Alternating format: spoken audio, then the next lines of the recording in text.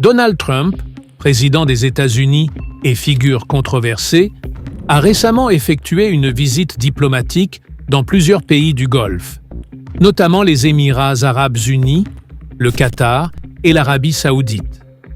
Son voyage était principalement axé sur des accords économiques majeurs, mais un événement inattendu a retenu l'attention du monde entier. Lors de son arrivée aux Émirats, un groupe de femmes a exécuté une danse traditionnelle appelée Al-Ayala, habituellement pratiquée par des hommes pour représenter des scènes de bataille. Cette fois, ce sont des femmes sans voile qui ont dansé devant Trump, ce qui a provoqué une grande controverse.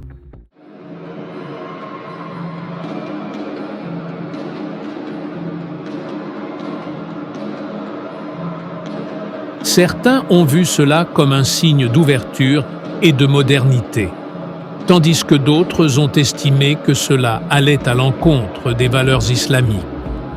Dans une région où la pudeur et la tradition sont profondément ancrées, voir des femmes danser librement devant un dirigeant étranger a suscité des réactions contrastées. Pour certains, c'était une démonstration de progrès et de liberté. Pour d'autres, c'était une rupture avec les principes religieux et culturels du pays. La polémique s'est amplifiée lorsque la grande mosquée Sheikh Zayed d'Abu Dhabi a été fermée temporairement pour permettre à Trump de la visiter seul, sans fidèles. Ce geste a choqué de nombreux musulmans, qui estiment qu'un lieu de culte doit toujours rester accessible à ceux qui viennent y prier et se recueillir. Alors que les Émirats célébraient cette visite avec faste, ailleurs, des peuples souffraient. En Palestine, des innocents continuaient de tomber sous les bombes, tandis que les dirigeants concluaient des accords économiques. Ce contraste a renforcé les critiques sur la manière dont certains pays du Golfe choisissent de se présenter au monde. Cet événement met en lumière un dilemme profond. Comment concilier ouverture au monde et respect des traditions?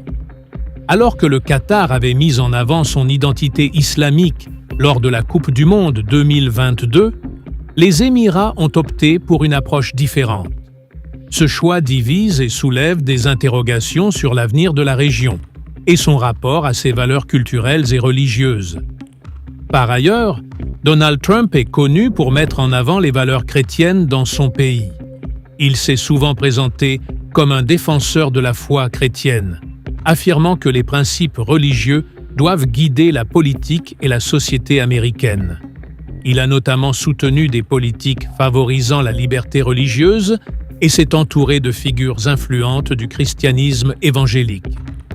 Son discours insiste sur la protection des valeurs traditionnelles et la préservation de l'identité chrétienne des États-Unis.